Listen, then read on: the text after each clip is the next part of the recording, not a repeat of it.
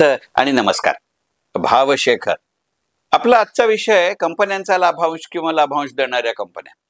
कंपन्यांचा लाभांश किंवा लाभांश देणाऱ्या कंपन्या असा आजचा विषय भावशेखरचं घ्यायचं खरं कारण म्हणजे मला पूर्ण कल्पना आहे की सलग 3, 4, 5 दिवस आपण आर्थिक क्षेत्र किंवा गुंतवणूक क्षेत्र याच्याशी विषयी निगडीत असे विषय करतोय, परंतु ते विषय तितकेच महत्वाचे वाटले म्हणून करतोय.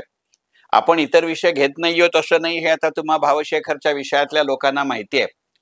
आज हा विषय घ्यायचं कारण असं की आता ऑक्टोबर महिना सुरू झालाय आणि त्यामुळे सप्टेंबर अखेरचे कंपन्यांचे निकाल आणि ते निकाल जाहीर होत असताना त्यांनी केलेली अंतरिम लाभांशांची घोषणा याचा हा सुगीचा काळ आहे. आणि अनेक जण अनेक वेळेला मला असा प्रश्न विचारतात की आम्ही आता निवृत्त व्हायला आलोय किंवा आमच्याकडे काही चांगला पैसा आहे आणि तो अशा पद्धतीने गुंतवायचा आहे की त्यातनं नियमितपणानं उत्पन्न मिळालं पाहिजे. मग शेअर बाजारात नियमितपणानं उत्पन्न मिळवायचं तर जसा कॅपिटल अप्रिसिएशन हा एक भाग असतो तो बाजारावर अवलंबून असतो, तसं नियमितपणे कंपन्यांनी दिलेला लाभांश याचा म्हणजेच डिव्हिडंड अशाही पद्धतीचा विषय आहे. त्यातही करोना नंतरच्या काळामध्ये ज्याप्रमाणे गुंतवणूकदारांचं उत्पन्न याच्यामध्ये बदल झालाय, तसं गुंतवणूकदारांचा शेअर बाजाराकडे बघण्याचा दृष्टिकोनही बदललाय. आणि म्हणून मग त्यातनं आपल्याकडे डेरिव्हेटिव्ह विषयातला चालना मिळाली का, आणि मी नौखा असल्यामुळे त्याच्यात अनेकांचं नुकसान झालं का, आणि अनेकांचं अनेक व्यवहारात प्रचंड मोठं नुकसान झाल्यामुळे सेबीला त्याच्याबद्दल काही कारवाई करावी लागली का, हा एक वेगळाच विषय होईल. परंतु पूर्वी फक्त लाभांश मिळावा किंवा कॅपिटल अप्रिसिएशन मिळावं म्हणून बाजाराकडे येणाऱ्या गुंतवणूकदारांची संख्या आहे तशीच राहिली आहे. प्लस किंवा अधिक त्याच्यामध्ये दर महिन्याचा एक विशिष्ट खर्चाचा भाग तरी मला शेअर बाजारातल्या उत्पन्नाने मिळाला पाहिजे.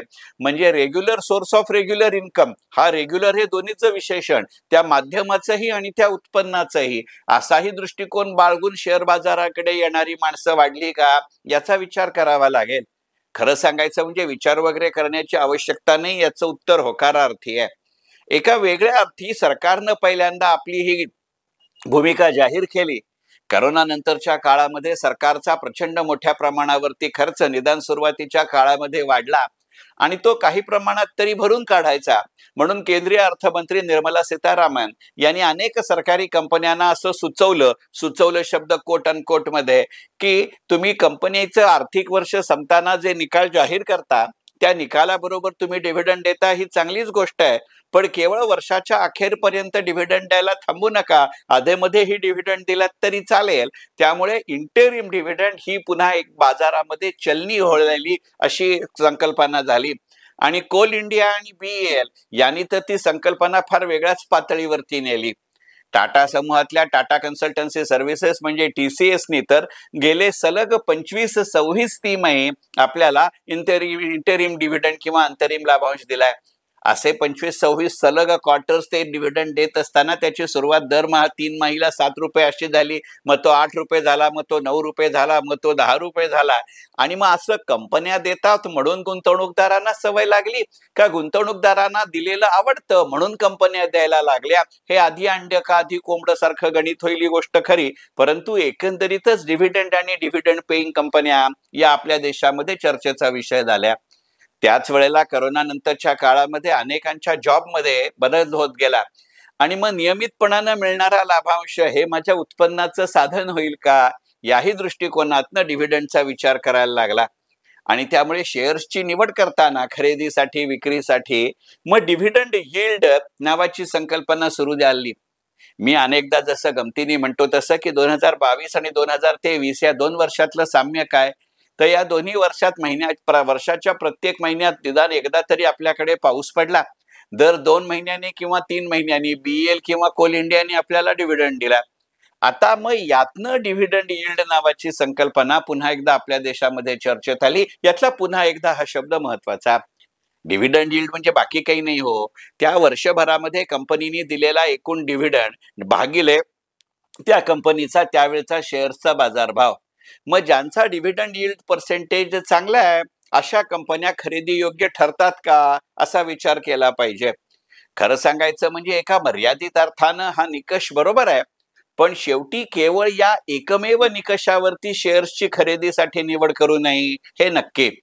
आणि मग मी असा जेव्हा विचार करत होतो त्यावेळेला सहज मनामध्ये आलं की अशा पद्धतीनं गेल्या आर्थिक वर्षामध्ये ज्यांचा डिव्हिडंड यील्ड चांगला आहे अशा कंपन्या कुठच्या? मी म्हटलं तसं की डिव्हिडंड यील्ड म्हणजे त्या वर्षभरामध्ये कंपनीने दिलेला एकूण लाभांश भागिले त्या कंपनीच्या शेअर्सचा बाजारभाव, तत्कालीन बाजारभाव. मग लक्षात असं येतं की आपल्याला पटकन मनामध्ये येईल की मी आत्ताच उदाहरण घेतलं त्या TCSचा त्या पहिल्या 10 कंपन्यांमध्ये समावेश आहे का? तर नाही. कारण TCS मी म्हटलं तसं 7 रुपये, 8 रुपये, 9 रुपये, 10 रुपये असा जरी डिव्हिडंड देत असला तरी सुद्धा अगदी 10 रुपये दिला तरी वर्षाचा 40 रुपये डिव्हिडंड झाला. पण TCSचा शेअरचा बाजारभाव 3,000 रुपयाच्या पुढे असतो. मग डिव्हिडंड भागिले 3,000 रुपये असं म्हटलं तरी सुद्धा तो ह्याचं डिव्हिडंड यील्ड काही मोठं येत नाही. याचा अर्थ TCS ही कंपनी टाकाऊ आहे अशातला भाग नाही. कारण मी म्हटलं तसं डिव्हिडंड हा एकमेव निकष नसतो. पण तरीही डिव्हिडंड यील्ड हा जर निकष घ्यायचा झाला तर तुम्हाला आश्चर्य वाटेल पण सगळ्यात जास्त डिव्हिडंड यील्ड आज मितीला असणारी कंपनी ही अगरवालांची वेदांत आहे. वेदांत या कंपनीविषयी अनेक उलटी सुलटी मत आहेत. अगदी माझ्याही मनामध्ये रिझर्वेशन्स आहेत. मी प्रचंड प्रिजुडाइज्ड आहे या कंपनीच्या विरुद्ध. जी मंडळी माझी भाषणं नियमितपणाने ऐकतात किंवा जे माझ्या पेड इन्व्हेस्टमेंट ऑनलाईन ट्रेनिंग सेशनला अनेकदा येतात त्यावेळेला मी नेहमी म्हणतो की वेदांत हे गणित काय आहे हे कळणं हे फक्त त्या अगरवालनाच शक्य आहे. कारण पुढच्या क्षणाला ते काय करतील हे त्यांनाही माहिती नसतं. म्हणजे जगाच्या राजकारणामध्ये जसे 5 राजकारणी आहेत की ज्यांना पुढच्या क्षणाला ते काय करतील हे माहिती नसतं पण ते करतात त्याचा त्यांच्या देशावरच नव्हे तर जागतिक राजकारणावर परिणाम होतो. तशी वेदांत ही कंपनी आहे. वेदांत हे नाव एक आहे, कंपनी एक आहे, पण त्याच्यामध्ये इतक्या वेगवेगळ्या घडामोडी होत असतात, इतके ते वेगवेगळ्या कंपन्या विकत घेत असतात, स्वतःच्याच अंतर्गत असलेल्या व्यवहारांचं किंवा व्यवसायांचं एकमेकांमध्ये विलिनीकरण करत असतात किंवा एकमेकांपासून बाजूला करत असतात आणि या सगळ्याचा पैसा ते वेदांतच्याच डिव्हिडंड मधनं मिळवतात. ही गणित आहेत. आणि त्यामुळे वेदांतनी आज मितीला डिव्हिडंड यील्ड सगळ्यात जास्त आहे. तो आहे 8.2%. त्याच्या खालोखाल आहे तो इंडियन ऑइल कॉर्पोरेशन म्हणजे IOCL, त्याचा आहे 7.2%. हिंदुस्थान झिंक त्याचा आहे 6.7%. आपल्यापैकी सगळ्यांना कल्पना आहे की हिंदुस्थान झिंक ही पूर्णपणाने वेदांतच्या अगरवाल यांची कंपनी आहे. म्हणजे याच एकाच उद्योग समूहातल्या 2 कंपन्या जास्तीत जास्त डिव्हिडंड यील्ड देणाऱ्या आहेत. तुमच्या असं लक्षात येईल ही 10ची यादी मी पूर्ण केली की पहिल्या 10 मध्ये टाटा समूहातली एकही कंपनी नाही. या 10 कंपन्यांमध्ये एकही fast moving consumer goods company नाही. याचं कारण असं आहे की यांनी दिलेला डिव्हिडंड जरी जास्त असला तरी या कंपन्यांची शेअर्स बाजारामध्ये ज्या बाजारभावाने उलाढाल होते ते बाजारभावही चढे राहतात.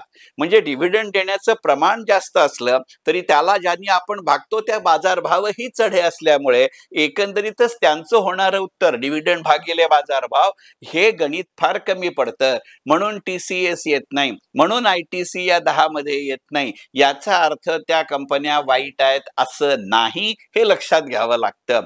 मग मी म्हटलं तसं डिव्हिडंड यील्ड सर्वोच्च असलेल्या 10 कंपन्या म्हणजे Vedanta 8.2%, IOCL 7.2%, Hindustan zinc 6.7%, BPCL 6.2%, HPCL 5.2%, coal India 5.1%, ONGC 4.2%, power grid 3.3%, bank of Baroda 3.1% आणि NMDC 3%. तुमची हरकत नसेल तर या 10 कंपन्यांची नावं पुन्हा घेतो. Vedanta, IOCL, Hindustan zinc, BPCL, HPCL, coal India, ONGC, power grid, bank of Baroda आणि NMDC. मी सहज मनामध्ये असा विचार केला की त्यांचे प्रचलित बाजारभाव काय आहेत. हा व्हिडिओ रेकॉर्ड करत असताना त्यांचे असलेले बाजारभाव तुम्ही व्हिडिओ ऐकत असताना काही प्रमाणात त्याच्यामध्ये बदल जरूर झालेला असेल.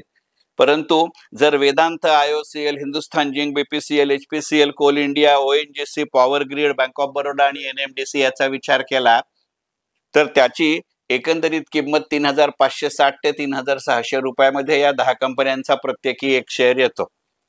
मला असं वाटलं की या कंपन्यांचे प्रत्येकाचे थोडे थोडे शेअर घेऊन ठेवले आणि नंतरच्या काळामध्ये या कंपन्यांनी दिलेल्या डिव्हिडंड मधनच या कंपन्यांचे पुढचे शेअर घेत राहिलं तर एक वेगळ्या पद्धतीचं डिव्हिडंड येईल का? विचार करायला हरकत नाही. पण या 10 कंपन्यांचा विचार करत असताना एक गोष्ट लक्षात घेतली पाहिजे, की याच्यामध्ये धातू कंपन्या जास्त आहेत, याच्यामध्ये तेल कंपन्या जास्त आहेत आणि याच्यामध्ये ऊर्जा कंपन्या जास्त आहेत. आणि मी जसं अनेकदा म्हणतो तसं, की आज यांचा डिव्हिडंड यील्ड जास्त असायचं कारण असं आहे, की ह्या तिन्ही क्षेत्रामध्ये सरकारी कंपन्यांचं प्राबल्य मोठं आहे. आणि एकंदरीतच ज्या आर्थिक संक्रमणातनं आपल्या देशाची अर्थव्यवस्था जाते, एका पाठोपाठ एक आधी लोकसभेच्या आणि मग विधानसभेच्या ज्याप्रमाणे निवडणुका येत आहेत, त्यामुळे वित्तीय तूट आवाक्यात ठेवण्याचं सरकार आटोकाट प्रयत्न करत आहे, म्हणून या कंपन्यांचं डिव्हिडंड देण्याचं प्रमाण वाढत आहे. पण एक गोष्ट लक्षात घ्यावी लागते, तेल काय, कोळसा काय आणि धातू काय, हे आपल्या देशामध्ये त्याची कमर्शियल प्रॉडक्ट आहेतच, पण ती कमर्शियल प्रॉडक्ट असण्यापेक्षा सुद्धा ती पॉलिटिकल प्रॉडक्ट जास्त आहेत. निवडणुकांच्या आचारसंहितांच्या काळामध्ये यांचा उत्पादन खर्च काहीही असला तरी यांच्या विक्रीची किंमत कळत न कळत प्रत्यक्ष अप्रत्यक्षपणे ही राजकीय दबावातनं ठरत असते. याचा निश्चितच परिणाम हा त्या कंपन्यांच्या त्या काळातल्या नफा मिळवण्याच्या क्षमतेवरती होतो. मग जितका नफा कमी तितका डिव्हिडंड कमी हे सांगायला काही फार मोठं रॉकेट सायन्स लागत नाही. त्यामुळे आत्ता हा अनुकूल काळ असल्यामुळे ते डिव्हिडंड देत आहेत का, आणि आत्ता जो निवडणुकांच्या प्रचार संहितेचा काळ आहे तो त्याच्या आत्ता सुरू असलेल्या आर्थिक वर्षामध्ये येईल, म्हणजे त्याचा पुढच्या येणाऱ्या आर्थिक वर्षामधल्या डिव्हिडंड यील्डवरती परिणाम होऊ शकतो का, याचा विचार करायला हरकत नाही. पण त्याचबरोबरीने या क्षेत्राचं वैशिष्ट्य असं आहे की हा निवडणुकांचा आचारसंहिताचा काळ सोडला तर याच्यामध्ये बॅड डेट्सचं प्रमाण कमी असतं. त्यामुळे या कंपन्यांची लिक्विडिटी इंटॅक्ट राहते, हा विचार केला पाहिजे. म्हणून मग या 10 कंपन्यांचा वेदांत असेल, हिंदुस्थान झिंक असेल, IOCL असेल, BPCL असेल, HPCL असेल, कोल इंडिया असेल, ONGC असेल, पॉवर ग्रीड असेल, बँक ऑफ बरोडा असेल आणि NMDC असेल, यांचा या ना त्या स्वरूपात या ना त्या प्रमाणामध्ये खरेदीसाठी विचार करायचा का, हा विचार जरूर केला पाहिजे. मी मध्ये एका माझ्या व्हिडिओमध्ये म्हटलं तर तसं कदाचित त्यावेळेला त्या दोन काळातल्या सेन्सेक्समध्ये समान राहिलेल्या 8 कंपन्या एका महिन्यात आणि नंतरच्या महिन्यात या 10 कंपन्या, असं आलटून पालटून दररोज वेळेला थोडे थोडे शेअर घेत राहिलं तर दोन्हीचा फायदा मिळू शकतो का? सेन्सेक्समध्ये समान राहिलेल्या कंपन्या कॅपिटल अप्रिसिएशन देत राहतील आणि या कंपन्या डिव्हिडंड देत राहतील आणि मग त्या अप्रिसिएशनचं बुकिंग करत त्या कंपन्या, या डिव्हिडंड हातात आल्यानंतर या कंपन्या, अशी पुढची खरेदी करत राहता येईल का? अशाही अर्थी शेअर्सच्या निवडीचा दुसरा निकष ठरवता येईल का, याचा विचार करू. आता डिव्हिडंड यील्डच्या बाबतीतला एक छोटा शेवटचा मुद्दा घेऊन हा व्हिडिओ पूर्ण करतो. डिव्हिडंड वेळेला अनेक जण असं मला प्रश्न विचारतात की सर आम्हाला पेन्शन नाही, डिव्हिडंड मध्ये जगता येईल असं करा, म्हणजे मुळामध्ये आपला महिन्याचा खर्च भरून निघेल असा आपल्याला डिव्हिडंड मिळायला हवा. त्यावेळेला एक गोष्ट लक्षात घ्यावी लागते की आपल्याला महिन्याचा खर्च किंवा दररोजचा खर्च हा सतत आणि दररोज करायचा असतो, डिव्हिडंड मात्र ठराविक वेळेलाच मिळतो. त्यामुळे एकंदरीतच वर्षभराचं उत्पन्न त्यातनं मिळवायचं असं जर ठरवायला लागलं तर काही त्याचे ठोकताळे ठरवावे लागतील. एका आर्थिक आकडेमोडीनुसार त्याच्यासाठीचा एक फॉर्म्युला दिला जातो आणि त्या फॉर्म्युल्यामध्ये म्हणतात की त्यातनं आपल्याला किती डिव्हिडंड हवाय, त्याला जर 100 भागिले त्याचा डिव्हिडंड यील्ड यांनी गुणलं, आत्ताच्याच व्हिडिओमध्ये पाहिलं आपण की डिव्हिडंड यील्ड याचा अर्थ कंपनीने दिलेला डिव्हिडंड भागिले कंपनीचा बाजारभाव, तर त्या कंपनीचे किती भावाचे शेअर्स घेतले पाहिजेत हे ठरवावं लागतं. खरं सांगू का, हा केवळ आर्थिक आकडेमोडीचा भाग आहे. ज्याला या विषयातली डिग्री मिळवायची त्यांनी असल्या फॉर्म्युलाचा विचार करावा. मी 40 वर्ष या क्षेत्रात कार्यरत आहे आणि निवृत्तीनंतर काही प्रमाणात तरी शेअर्सच्या इन्कमवरती अवलंबून आहे, तरी सुद्धा याच्यावरती मी विश्वास ठेवत नाही. पण मला आपलं हे माहिती आहे म्हणून इथे म्हटलं तरी हरकत नाही. मी म्हटलं तसं जर महिन्याला किंवा वर्षाला विशिष्ट डिव्हिडंड एखाद्या कंपनीतनं मिळावा असं असेल तर ती डिव्हिडंडची अपेक्षित रक्कम गुणिले 100 भागिले डिव्हिडंड यील्ड असं केलं तर त्या कंपनीमध्ये किती रुपयाची गुंतवणूक करता येते हे ठरवावं लागेल.